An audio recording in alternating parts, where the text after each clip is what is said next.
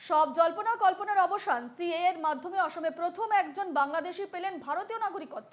সীমান্ত পেরিয়ে বাংলাদেশ থেকে অসমে ঢুকেছিলেন বর্তমানে শিলচরের দাস কলোনির বাসিন্দা দোলন কুমার দাস। সোমবার তাকে আনুষ্ঠানিকভাবে ভারতীয় নাগরিকত্ব দেওয়া হয়।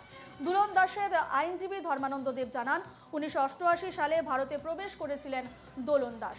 সিএএ বলবৎ হওয়ার পর গত 1 এপ্রিল তিনি নাগরিকত্ব চেয়ে আবেদন করেছিলেন। অবশেষে তিনি নাগরিকত্ব পেলেন। এ নিয়ে আমরা বিস্তারিত জানবো। ফোন লাইনে রয়েছেন আমাদের প্রতিনিধি আহাদুল আহমেদ। আহাদুল, সব জল্পনা কল্পনার অবসান ঘটিয়ে সিএ এর মাধ্যমে অসমে প্রথম একজন বাংলাদেশি ভারতীয় নাগরিকত্ব পেলেন।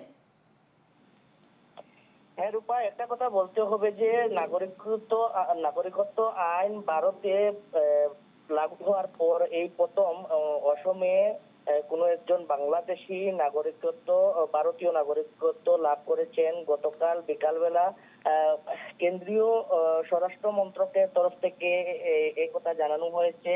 আর এই লোকজনের নাম দুলন দাস। শিলচর দাস কলোনিতে উনি থাকেন। 1988 সনে তিনি ভারতে প্রবেশ করেছিলেন। ভারতে প্রবেশ করার পর দীর্ঘদিন থেকে তিনি শিলচর দাস কলোনিতে রয়েছেন। আর এই নাগরিকত্ব আইন লাগু হওয়ার পর তিনি গত এপ্রিল মাসের 1 তারিখ তিনি সিএ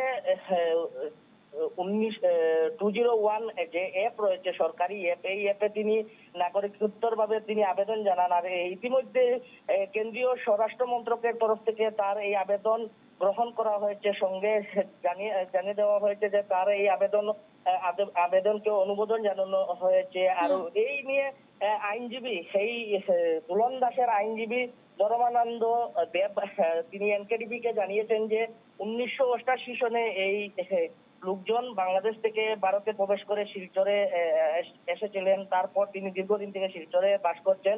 আর এই আইন দোলন কুমার দাস নাগরিকত্ব পেয়ে কি প্রতিক্রিয়া দিচ্ছেন, তিনি কি প্রতিক্রিয়া ব্যক্ত করেছেন?